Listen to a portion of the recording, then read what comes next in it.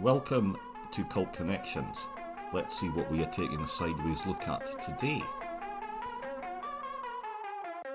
Hi, it's the Ian here. Today I'm joined by Sean. How are you, Sean? Pretty good actually. Sun's shining. I'm enjoying it. It is indeed, yeah. It's rare for Scotland to have such good weather, but we are indeed. It's nice. It's nice in my side of the country, so it's nice to hear it's the same way you are. Nice could be a bit of an understatement. It is beautiful. It's maybe what we call the taps off weather, but thankfully that's not going on there just now. So Wouldn't want to scare anybody for life. No, exactly. They're a bit of a serious one there this week. So what we're talking about is the sort of dystopian films. So I think we've picked three absolute they're sort of crackers with it. This was always a genre that very much sort of captured, me from quite a young sort of age. I always remember being quite sort of scared by them actually, but very sort of gripped as well whenever these kind of films were on their sort of television, and really being a very big their sci-fi fan, absolutely caught my their sort of attention, these kind of films. But for you, Sean, I mean, when would you have started watching them, or when did you start to think, oh, I like this kind of stuff? Been watching films like this my whole life, to be honest. I enjoy a good film, particularly ones that are grounded in reality, but can help you to look at that sort of different view on the world. Even the sort of books I'm drawn to as well tend to deal with these topics. So I've been enjoying these films pretty much my whole life. I think it was interesting when you first came and approached me with the idea. Something that I just did want to mention is how we had a bit of a disagreement about what classified as a dystopian film. Yeah, definitely, yeah. Discussion. I was more sci-fi and the kind of more extreme end of dystopian, but I think the films were picked being so grounded in possible realities is a very, very good way of looking at this topic. I actually think with the pick three that really span the whole sort of range, I think really quite well. And like you say, I was always drawn to being a big sci-fi fan, and this actually brings us up to the first film, which for me is one of those ones that really made my sort of childhood, and actually stars there someone who probably in his own way actually launched sci-fi films or bigger budget serious ones in a big way. So we're going to go back to 1973 with Soylent the Green, which is a nightmarish futuristic fantasy about the control and power of big corporations and an innocent the cop who stumbles on the truth. And this is a film I probably remember watching it. I was probably maybe about nine or 10. I remember it scaring me quite a lot, especially at that age. And the themes that it does, they deal with as well. But also, funnily enough, at that age, it did feel the sort of futuristic, as in I maybe couldn't see how the world would sort of go like that. Now that I watch it now, I'm like, yeah, it almost feels like we could nearly be there in a way, but very sort of powerful film. But so I love it. I really like it. But for you, Sean, I mean, what's your first sort of thoughts about it? I must be honest, when I went into watching Soylent Green, I had seen it years ago, and I had the impression that I didn't like it in my head. I remember the big twist, and that is obviously classic cinema. It stuck with me, and I knew that was coming the whole way through it. but I could only vaguely remember parts of it. So when I was diving back into Soylent Green, it was like watching it for the first time for me again. And I must admit, it totally changed my opinion on it. I loved watching Soylent Green again. I thought the intro, see with the flicking of the pictures, and it shows you the different potions and the kind of scene by snippets. I thought that was so immersive into the world that it was presenting. It just took you right to where it was going to start, and it did make me laugh that it's set in 2022. Yeah. So it does feel as if it could be very, very soon now, especially with the thing that stood out for me, Soylent Green, was the population level. Seeing the deprived areas when he's having to climb over bodies to get to the stairs, that's what was standing out to me as like the very real dystopian, the possible this could happen. And then they talk about the heat and the idea that it was just the throwaway usage of stuff that's took them to this point. I thought it was brilliantly gripping. I thought this could be the reality. The oceans are drying up, the land is inaccessible, and what do you do with people and how do you get food? I was so refreshed to go back and watch it again, to look at it and to think this is so much better than I remember. It's not just a twist. No, it's absolutely bang on. Actually, you're so right about the themes or what it they sort of portrays to get to that world that they are sort of living in, and it feels just as relevant there now, doesn't it? Then probably back in 1973 it maybe didn't feel as relevant there for the viewer. They could maybe see, well, this is still a far off world. One thing I was there struck by is that they did use the phrase global they're sort of warming, which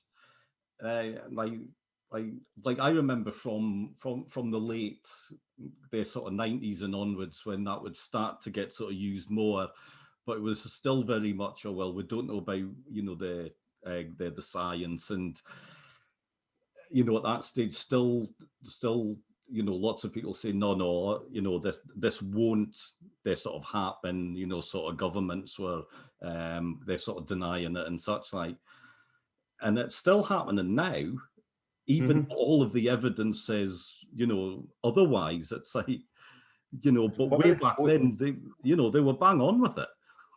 One of the quotes I actually wrote down from it was the greenhouse effect, everything is burning up. I hope I've not misquoted that, but that is now what we're accepting could be a reality, and it is spot on. I think even throughout the film, the way that he is constantly patting himself down and trying to keep cool, and then when he goes to the kind of richer apartment, and it's the novelty of running water and how his reactions come through just the way he sees stuff that he's not usually used to. I think it really adds. I found it very immersive as a film. It felt like you could be there. It felt like it could be a reality. When he's talking about the lack of food and the lack of accessibility to fresh stuff, how expensive strawberries are. It's a dystopian world you can imagine. When you look at other parts of the world and you see what's going on, as you were saying, the hyper markets, it's a frightening one. Yeah, and you're absolutely right. It feels like we're maybe just a few sort of steps away from actually sort of living this. It is quite sort of chilling there at all. I suppose as a film from 1973 that's sort of portraying a sort of futuristic world, perhaps it feels sort of dated just in its sort of visuals at all. It's it is there the 70s. You can see that with the the clothes and such like. But did that sort of take away anything for you? Or? The only scene in which I would say that came across as a kind of standout is see when the scene where they're cleaning the riot up and it's the kind of bin lorries that are just and they got poor boys or the assassins crushed under it. That took me out a wee bit. But at the same time, when they're all trying to crush into the shop for food, I think it builds up really well about the riot. He's been put on riot patrol. He clearly doesn't want to do it. He knows that it's just the worst shift you can get. And it's building up and building up. You can see the riot starting to get because they run out of Soylent Green. And then just that rolls in and you're like, we probably could have left that bit. But as a film, I thought it was one of the best I've seen. I know I've seen it before, but going back pretty much fresh, I properly enjoyed it. Yeah. I must admit, I mean, I hadn't watched it for quite a while. It is a film I've watched, you know, a good sort of handful of the times over the years. I must admit, I was a little bit sort of worried going back to it, but you know, it turns out I was wrong about that. One sort of design bit I did really like, and it's quite sort of funny. So it's the sort of penthouse they're set. So it's a world where if you've still got plenty there's sort of money, then you know, the living is quite sort of easy, and they used a sort of apartment building from the sort of California, which was probably very sort of modern and you know, sort of striking from their 73. But actually looking at it now, it still feels they're the same. I still thought, yeah, that's where you would be sort of living if you had, you know, lots of money. And actually the set, so for the inside of it, for the set there, which is sort of retro, they're sort of futuristic now, I got the feeling actually I would love to live there. It looks, you know, it looks great. Do you know what I actually thought looking back? It looks like your kind of dream spy pad. It's the kind that if I was a spy in the 70s, this is probably where I would live, and I'd probably still have it. I love the design of it. Yeah. Now, funnily enough, touching on sort of spy films and you know, groovy spy flats, to be fair, one of the interesting things I think as well, so the film, it's you know still really fresh, and so many of its sort of themes. I was a bit struck by the sort of sexism in it a little bit.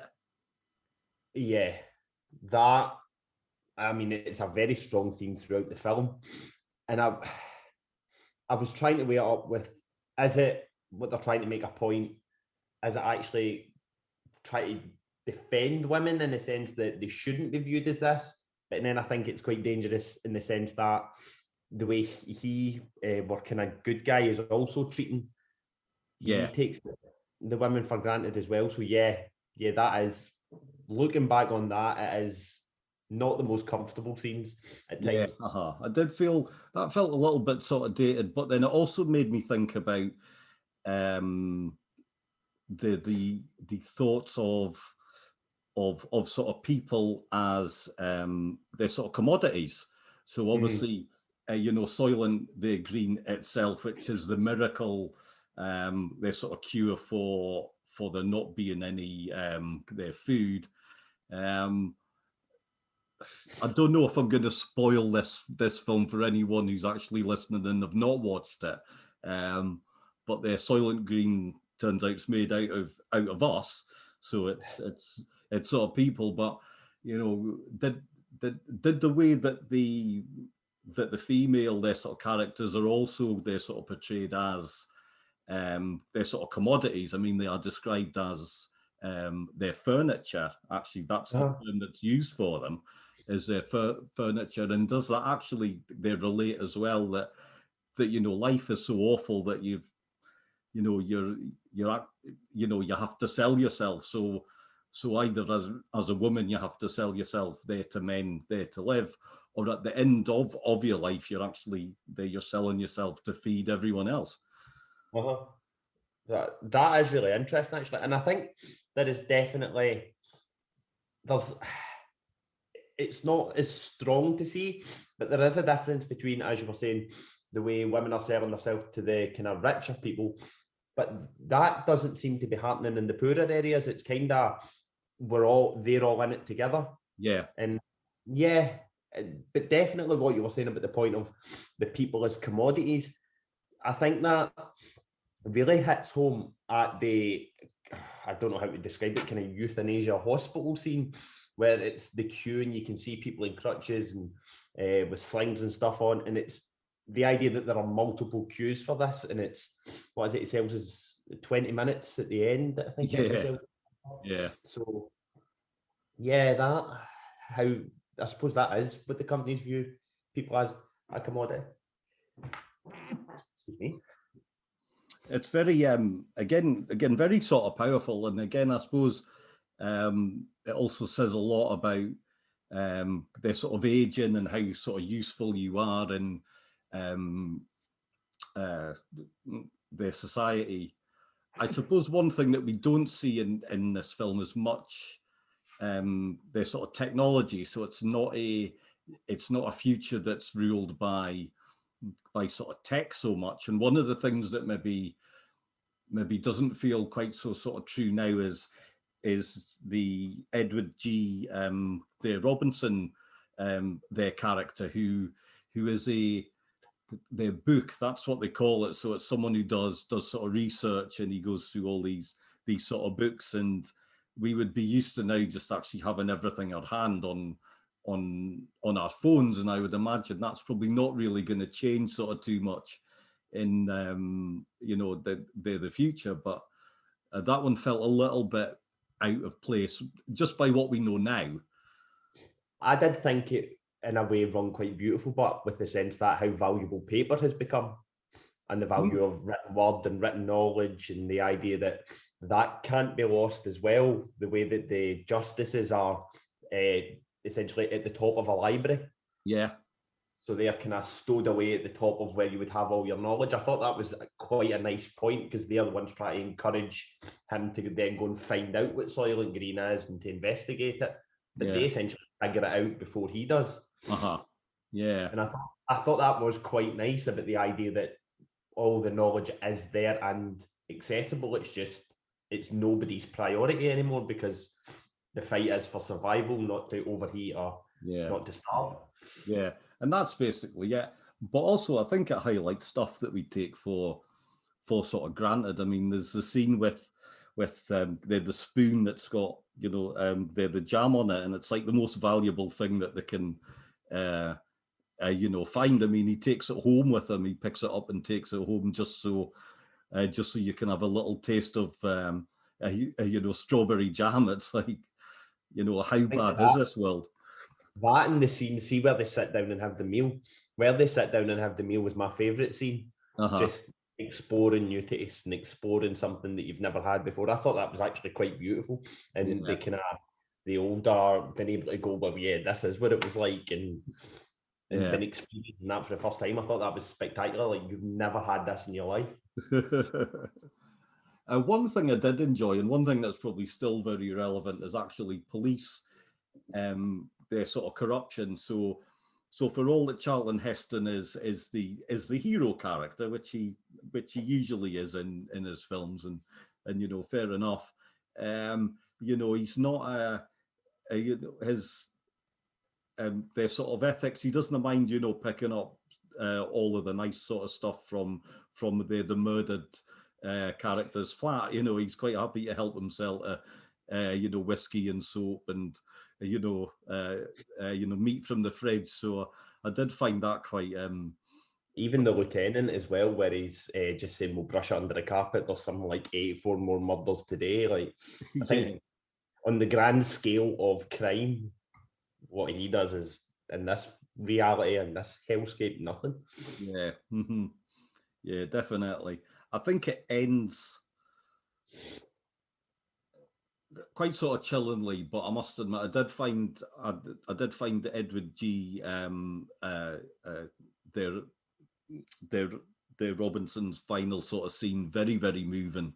There, especially when you read actually about he actually died about sort of 1 week later. You know, he was really quite on sort of well. It was his last sort of role, obviously, and he passed away. But a very moving there to see him lying and having all of the lovely sort of pictures of the world that was, and you know, with the music as well. I thought that was quite sort of powerful. That is definitely the most moving scene in the film. Yeah. But I think it's that scene that also shows how bleak the ending is, because it's that what he's watching that's then played over the credits. And I think it kind of leaves you on that. Nobody ever found out Soylent Green what it was. Yeah, exactly. And the world's just going to carry on. They're sort of like that.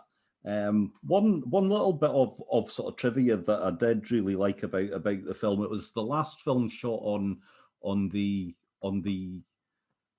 backlot of the studio. So their GM, their studios. This was the last one. They had a big sort of street, you know, backlot that they actually pulled down afterwards. So that in a way almost feels quite sort of apt that you know, the last thing sort of shot there would be a rather bleak their sort of vision of the future, to be honest. That's actually quite good. Yeah, I did like that. There was, you know, was there any little bits that caught your eye there, Sean? Was there anything that I particularly liked see when he first meets the priest, and it's the total disillusion because of what he's heard in confession, and the fact that the priest still can't actually tell him, but he knows, and it's just that whole reaction of having to live with knowing that. I thought that was a brilliant scene. Just the way the priest you can tell there's something, but he's then removed, assassinated, but he never actually spilled the beans. He just lived knowing, and it was haunting him as much as that haunting cry at the end of the movie when the truth does come out. You can see why. I suppose it's difficult at you know, it's the thought of living in that world and actually knowing what's going on, but having a feeling of sort of helplessness, because there's no real, you know, there's no real sort of happy ending here at all, is there? Is there? Especially he's got to walk about in the church hall where they've got all the sick, and he must just be looking at them, knowing the inevitability of what's coming to them. Yeah. And that's it. And also, I mean, one thing I was struck by, I spoke to a couple of people in they're sort of California there earlier this week, and I just sort of casually asked about you know, the weather and the heat there that they're having, and it just feels so sort of relevant to, you know, to their film as well, that you know, people are actually, you know, struggling and they're actually dying, and these events are happening, you know, right now. So just very, very sort of prescient. So certainly, if you've never watched the film, you know, go and watch it, because it's absolutely. That idea of overpopulation is like it's kind of coming up in more films and books. Dan Brown's Inferno deals with overpopulation, even the Avengers. Yeah. The kind of latest big two-parter, the plot revolves around one man's hate of overpopulation. Yeah. So it's well, I mean, this is it, and we still see all these themes. Yeah, you know, like you say, they're all still there. So a very prescient film from the 1973. There we are going to move on to a film that we did. We had a bit of a chat about this one, because this is how my nerd brain works. They're basically, so we were choosing three films to their cover, and you mentioned this one, and I'd always filed it away in my head somewhere else, so away from what I think of their sort of dystopian, their sort of dramas or sort of visions of the future, or in this case, the fairly near sort of future. But we are going to talk about their 2005's V for their Vendetta. You know, and you came straight out with this one, and I was like, oh, I'd never really thought about it in that way. This film. One of my favourite films. Well, I mean, having, you know, like I say, it's how I store a film in my head, and this one was always a I don't want to say sort of comic book, but it's you know, a graphic novel adaptation. So for me, I'd always set it in that world, which has always been a little bit sort of different from these other films, but that's just how my brain works. But you know, to be honest, you picked an absolute sort of cracker. I remember watching it at the time and really liking it, but actually going back now, I liked it even more, and it feels even more sort of relevant. You know, now, and especially with some of the stuff that we've lived through sort of recently, feels you know, really fresh. So it's in a future, they're sort of Britain that is living under their sort of tyranny, where this, you know, shadowy, their freedom fighter, who is known only by the alias of V, and he plots to basically take down their government. And you know, so it's based on Alan Moore's graphic, their novel. They're adapted by the Wachowski, their sisters as well. So from you know, they're the Matrix and all those films. But you're really powerful, isn't it? Oh, extremely. I think the power of this film comes from the fact that when you look back at events through history, the way in which societies slide into this totalitarian state, it really does come through in the film, how before you know it, in a series of dangerous or threatening events, you can slip from a freedom into where this ends up. And it's the danger of looking out and looking at decisions that are being made and why they are being made.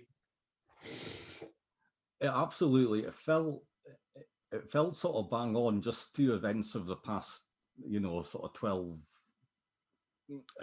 months or so, when I was you know, watching it just the other day, and you know, it sort of immediately sprang there to mind. I was thinking of sort of Trump and what he did in the sort of January when the riots happened. You know, the Capitol you know, riots, and him actually you know, fueling that, you know, of what he was hoping for his own sort of ends. Even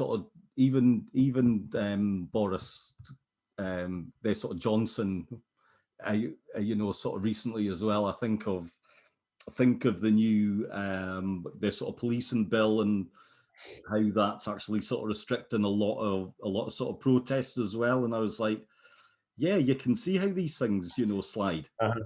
Just small steps that can, before you know it, you're in a state where you can't argue back, or it's not right to argue back. And I think that comes across so well because of the media.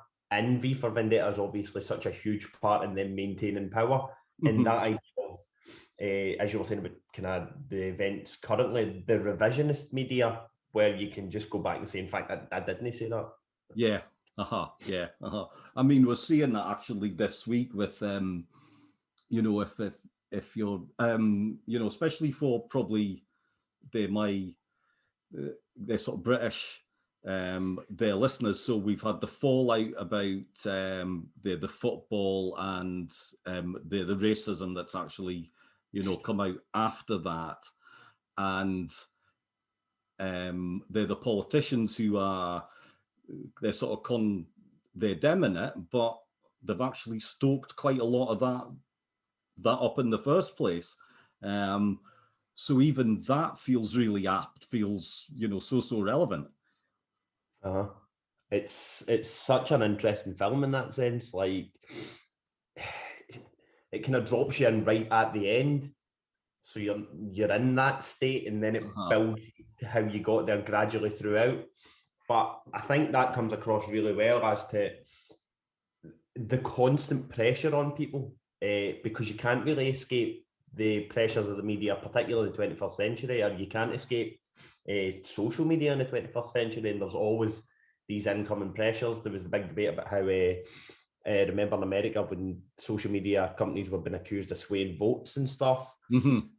How free are you if that is the case when there is constant influence on you? Yeah, definitely. I must admit, I did when I did watch it, and I was watching it with the news, their sort of channel. So I think what's quite good is that they haven't used any of the real ones like we often see in sort of films. So you will see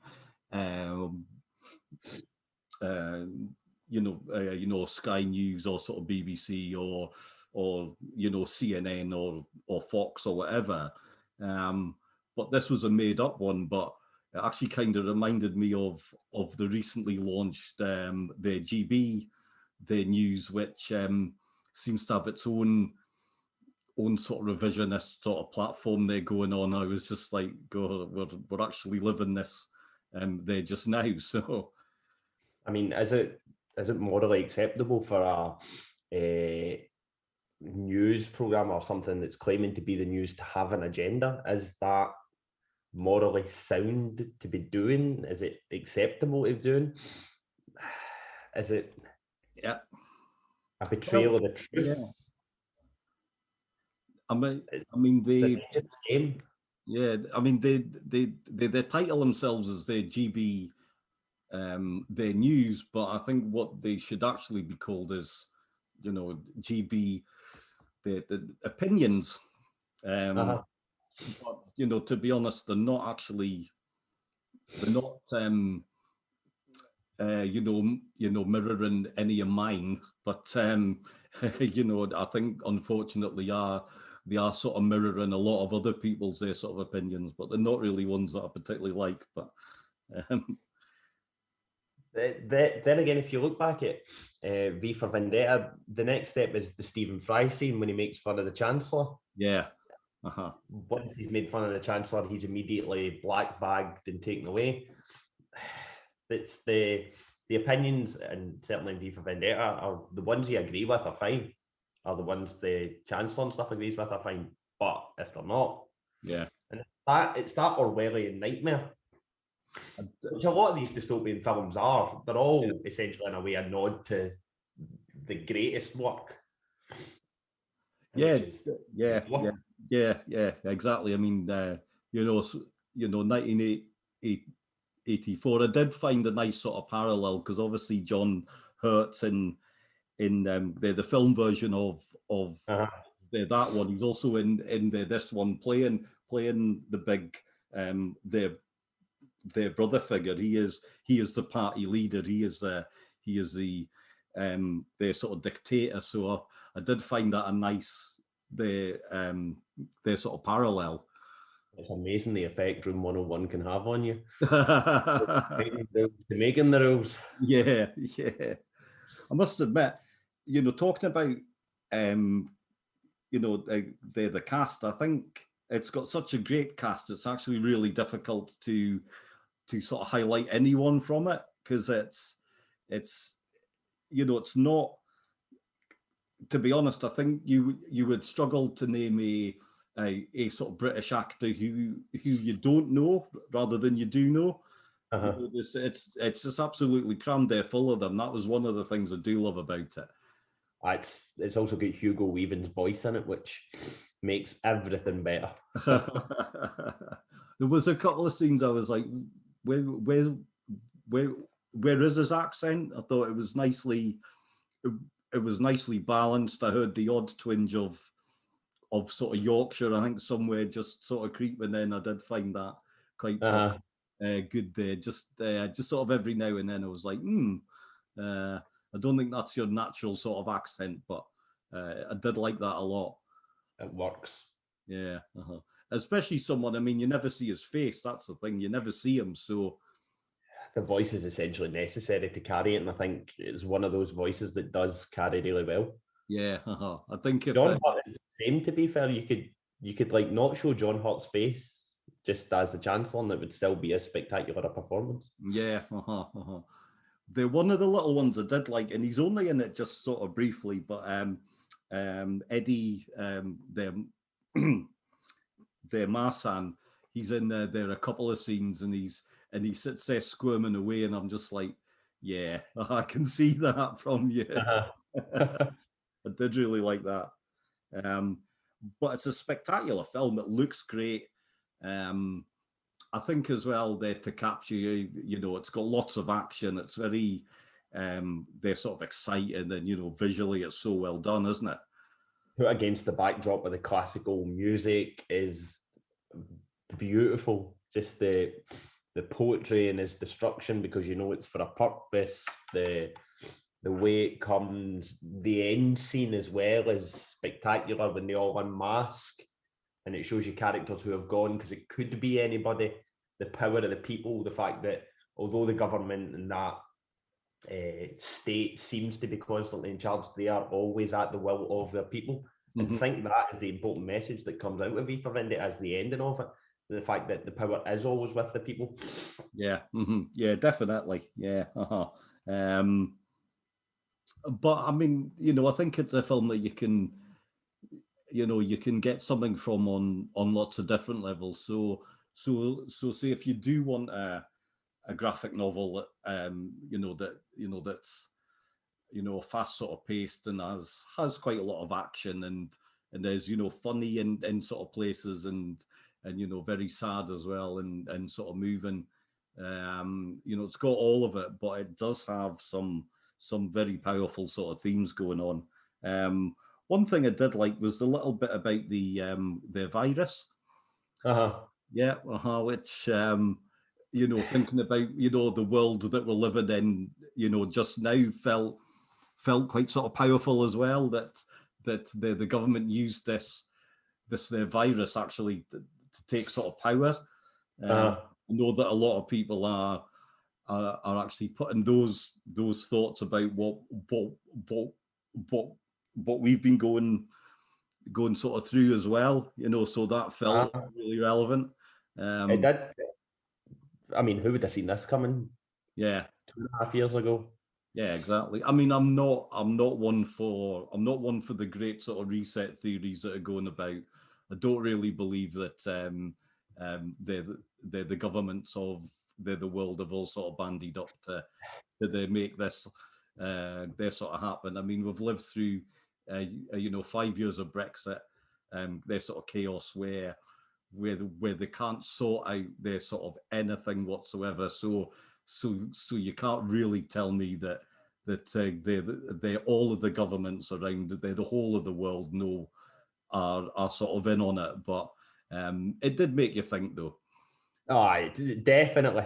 It does also make you laugh at the idea that, come on, we can't really believe in this, can we? No. Well, I can't. I'm glad that you can't either, Sean. But a lot of people seem to, don't they? They do seem to. You do hear some wild ones. Yeah. However, brilliant film.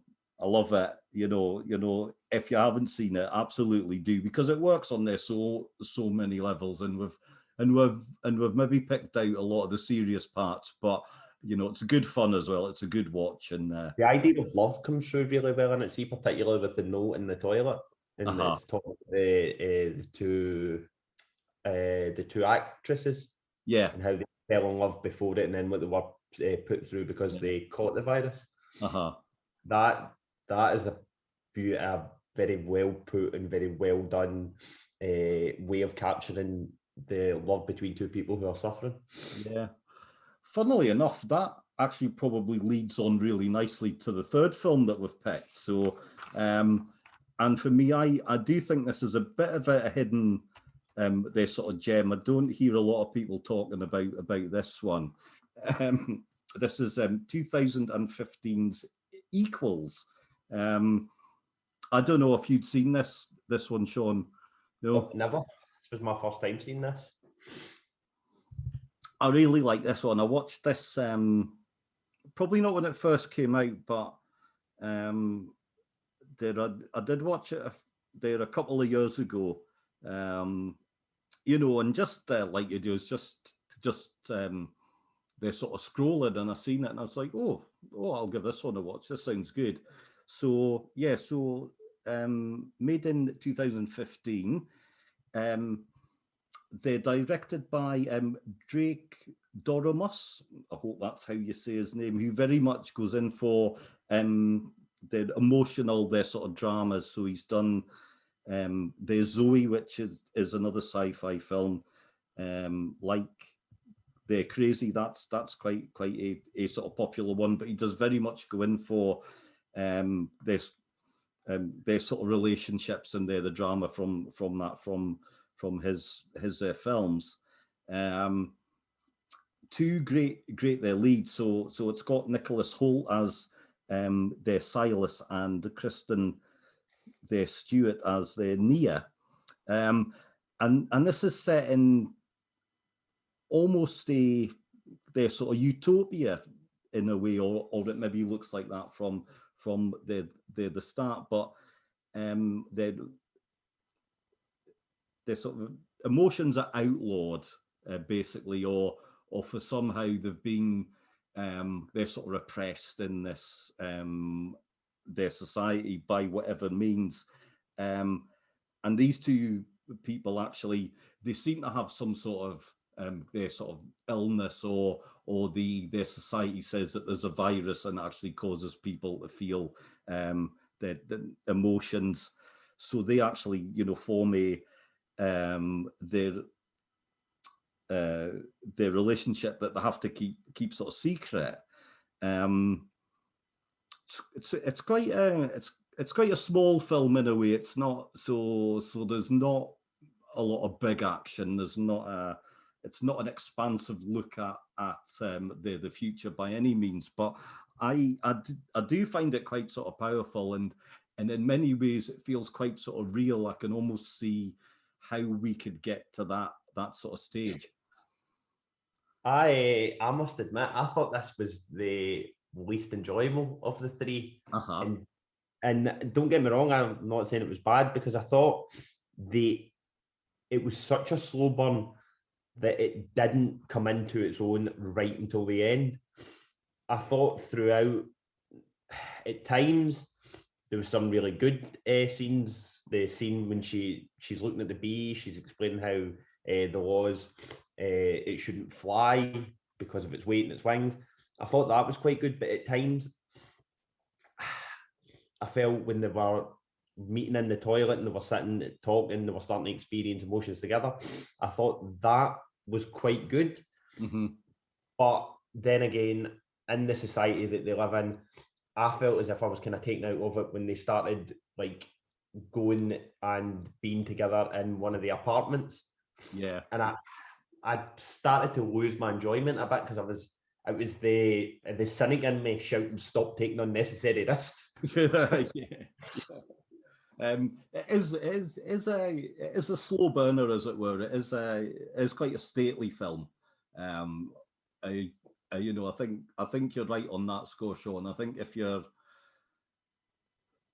I can see how you would sort of drift off, or not be sort of gripped by it. Certainly, it's a film I like. I must admit, on second watch, I did wonder a bit, but then I also knew the film as well, so you know, it probably didn't sort of grip me as much. You know, second time, they're sort of round, but then I was also watching it more with an eye of actually doing this rather than just sort of watching it for the sake of actually watching it. So I was probably studying it a bit more.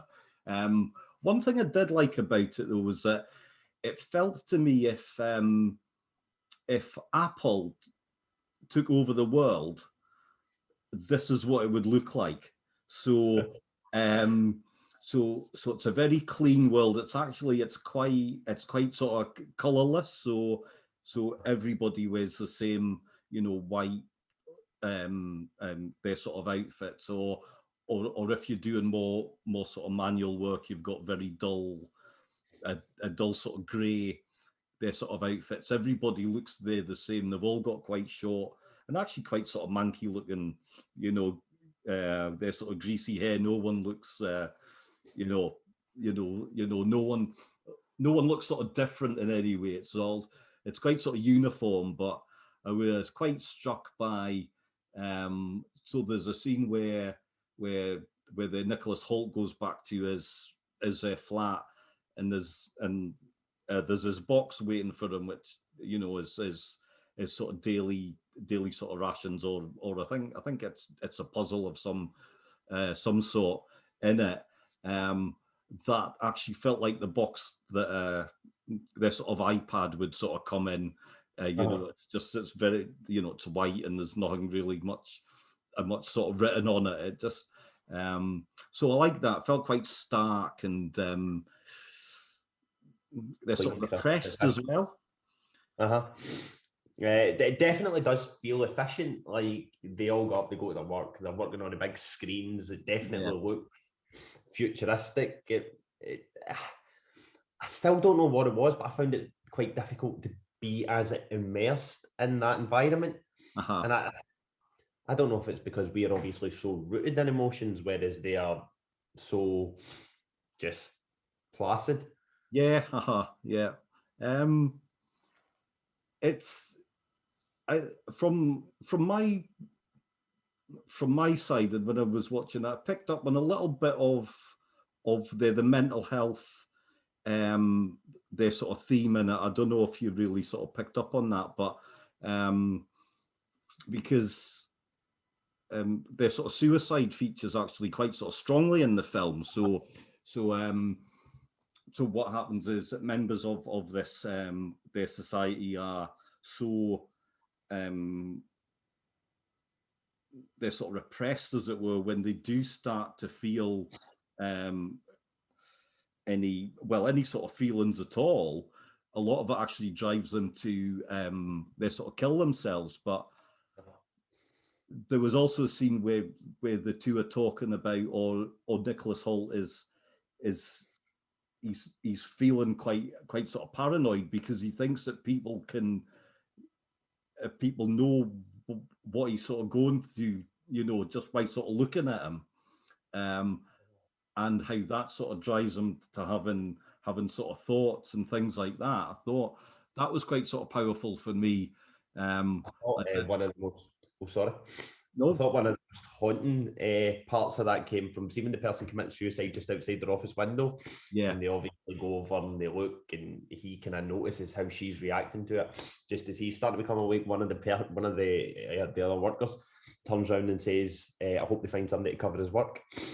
Yeah. The fact that there's a loss of life, or they've just witnessed this, the work is the important thing. And I thought that was probably one of the most dystopian aspects of the film, that the work is all you do. Even the game seems like work. The conception seems like work. Quite sort of funny, because when he's doing the puzzle game, so he's spending his time back at his their sort of flat. He's obviously finished work there for the day, so he's doing a little their sort of geometric puzzle, and then it pans out to the whole of the block, and everybody's doing the same. That was really well sort of done. I did just feel I did get that sort of parallel, that the sort of emotions being they're sort of repressed still kind of reflects a lot of how sort of mental health sort of issues are dealt with these days. And it's we have a lot of very good sort of positive their sort of messages there just now, but they're still not always sort of acted on. People still aren't always sort of seeking help. I think we've only really started to get better at that recently. The support that's there, the people being willing to speak about it, I would say that's a fairly recent thing. And Yeah. we still have tons of work to do on that. But Yeah. definitely that idea does come across from the film particularly well. It's the emotion is the killer, essentially. Emotion is what drives these people off the building, or when they're getting into the den, the staff in there are actively encouraging them to kill themselves because they are feeling emotion. I thought that was horrific, but Yeah. that is the dystopian aspect, because they're not as efficient. The idea that they can't get with couples because probably love and the emotions for someone else are going to make you less efficient. Yeah. Yeah. I must admit, I had kudos off to Kristen, their sort of Stuart, because the one, I wouldn't exactly call it a love sort of scene, but you know, when the two sort of characters are actually starting to sort of touch themselves for the first you know, time, because it's a world where you actually don't have any sort of physical contact whatsoever. I must admit, I thought that she acted that really, really well. That felt sort of true, like that was actually happening for the first sort of time for her. Yeah, I did really like that. I think I went into it expecting, and when I started to gather it was about repressed emotions, I expected the full-on, see the classic Star Trek, the Vulcan breakdown, and it's a massive outpour of emotions, but it's not. It's the subtle outpourings. Yeah, it's the small looks, the glances. You start to notice them sniffing the smells, and one of the more poignant ones when they are starting to kind of become closer, when they walk past at work and there's the hand turn. They don't actually touch, but they turn the hand as if they're going to touch. I thought that was very well done. Yeah, you can see where the love starts to grow through the emotions and the contact. One bit I did really like is that they live in a very sort of colorless world. So as we've said, you know, like the buildings are very stark.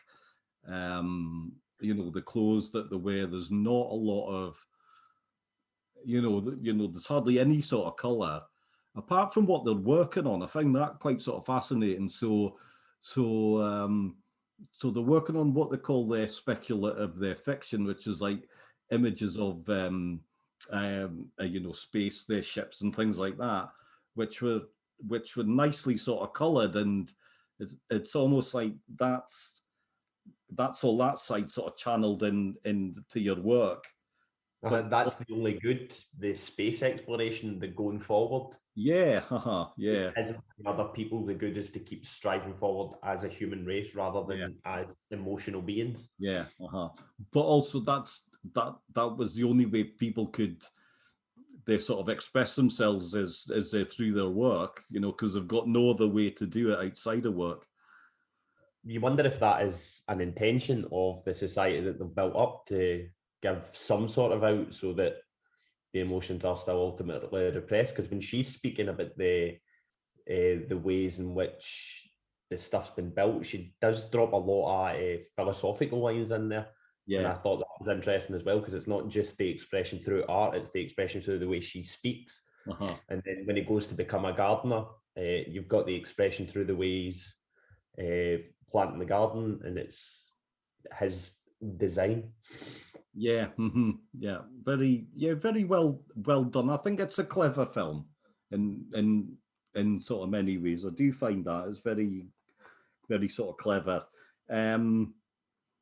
But you're right, it's a slow burner, and it's quite a bleak ending as well. You know, I don't want to spoil it, but it's not their sort of Logan's Run by any means. It was a bit of a punch. Yeah.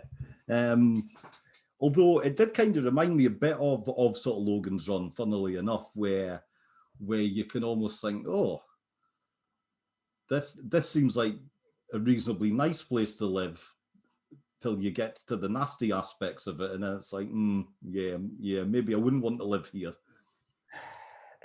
If your emotions are suppressed, is it that bad? Well, If you don't know any different. Yeah, yeah. I think that's a fair point, isn't it? Back to that, do you want your free will or do you not want your free will? Is the freedom worth it?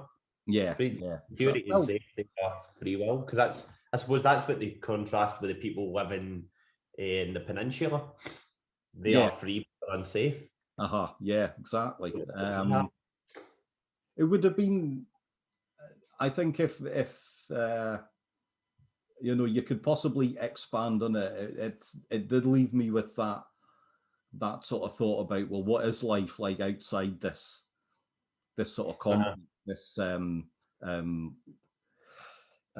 their society. It would have been nice to maybe seen a glimpse of that, but I was expecting to see a glimpse. yeah, And I was kind of disappointed in that sense. Like, even see when he's describing the kind of guy said he's seen it from the plane. yeah. I don't know, maybe just a shot of it or something, just so we could start to build the picture of ourselves. Yeah. The budget obviously wasn't there, so so that's fair enough. I mean, you've got you've got use what you have. I think the use of the buildings was really good. So I was looking at where they filmed it. So it was mostly in Japan. So it's all shot on their location, and I must admit, it did get one of my favorite things about these kind of films is where they do use real sort of buildings, and I think this one actually worked really well in that respect. Yeah, They picked a lot of to the grounding of the film. Yeah, it felt sort of futuristic, but these are real buildings. You can probably go and visit them, and and so on. It's funnily enough one of my favourites. I'm actually thinking of their conquest of the planet of the apes, which is a favourite of mine in this their sort of genre, and that uses 1960s and 70s buildings in a great way to actually make them feel part of the future, but not a future that you would like to live in. So, and I do think that this film there does that really well. Definitely adds to the immersion. Yeah, it does make it far more real. Yeah, you can actually see it. You can see it happening just now. Funnily enough, another thing I did really like was the use of their sound in it. So, and for just the little the little sort of sounds used for when they're working or they're getting their sort of messages and things like that. And I actually got I got a new phone just the other day, and I was just playing about with the sounds on it, and that feels very similar. How you're governed by when your phone makes a noise, so you can go and see whatever apps going on. And there's nothing more haunting in life than the sound of your alarm. But I was thinking about how these sounds, yeah, exactly. How they sort of govern us, and how sort of regimented we are by them. How you can tell what social media app it is just by the noise that comes off your phone. Yeah, and actually the world that they were living in, though, it felt like a social media app in a way. Like I did get this feeling that if Apple did the utopia, it would or a dystopia rather, it would feel like this one. Definitely. As you say, it comes across in the total neutral colours. Even the trees look boring. Yeah. They are all the same shade. There's no variety of the colours. And there are a few scenes when they're sitting looking over the bridge and it's just them two, and you can tell that they are experiencing something because they are looking at something rather than just walking across that kind of futuristic bridge. Yeah, yeah. I think it's well sort of made by that respect. I like it. You know, they're sort of definitely, and I think the three films actually sum up the genre really quite well, actually. Definitely. Yeah. Three very good choices in films. Yeah. So and it does feel so sort of relevant in so many ways. I mean, I think we're all feeling after the last 18 months that we're actually living in the sort of dystopia at the moment, isn't it? So well, what was it? Oh, just over a year ago, we were told we couldn't leave our houses. So yeah, that's something I never thought I would see. Well, I mean, now toilet roll. well, yeah, exactly. But I mean, now we're having the discussion about should we wear their sort of masks, and I must admit I'm very much pro sort of mask, as in it's going to stop the spread of sort of germs. But a lot of people are very anti it, and it's like, well, that in itself feels very sort of dystopian, to be honest. Or the divide that something so simple has caused, a piece of cloth over your face. Yeah, exactly. I mean, folk are raging on both sides about it, and quite. And there are things like the controversy over the wearing or spreading a mask, but there are things that I've learned from the pandemic that I don't know how I ever did before, like not sanitize my hands after touching a petrol pump. Yeah. I don't know how I ever got this far in life without doing that. I think you're more aware now, like the diesel smell. Well, like I've their sort of diesel car, and yeah, you're absolutely right. It stinks, and you're like, ugh. How many people have touched this before me today alone? Yeah, yeah. I think it's I think it's absolutely going to change how we do things forever. So a bit of living sort of history, isn't it? To live is to change, and to have lived is to change often. But absolutely brilliant. Three great films, I must admit. If you've never watched them, go off and do them. But if you have seen them, I hope you've liked what we've picked out from them. Now, usually, Sean, this is a time where I ask someone about their show and what they get up to and what they like to plug. However, this is your first time they're sort of doing this. So how's it been? Brilliant. Really nervous to start with, but brilliant. Got me to watch a film I hadn't seen in years and had written off as rubbish. And got to watch a film that I absolutely love. And as you say, a gem that I've got a funny feeling might grow on me the more I go away and think about it. I think it maybe will, actually, yeah. And I actually hope that people do go out and see this one. Like I say, it's probably the least known of the three of them. If you're in the UK, you can actually watch it on Amazon. Their sort of Prime, so do look out for it, because it is worth a watch. It definitely is. Yeah. But anyway, thanks very much, Sean, and I will welcome you back anytime. It was a pleasure. And thanks, everybody. Next time we'll look at my view of dystopian universes. Absolutely. We absolutely will, mate. And thanks, everyone, for their listening. Thank you.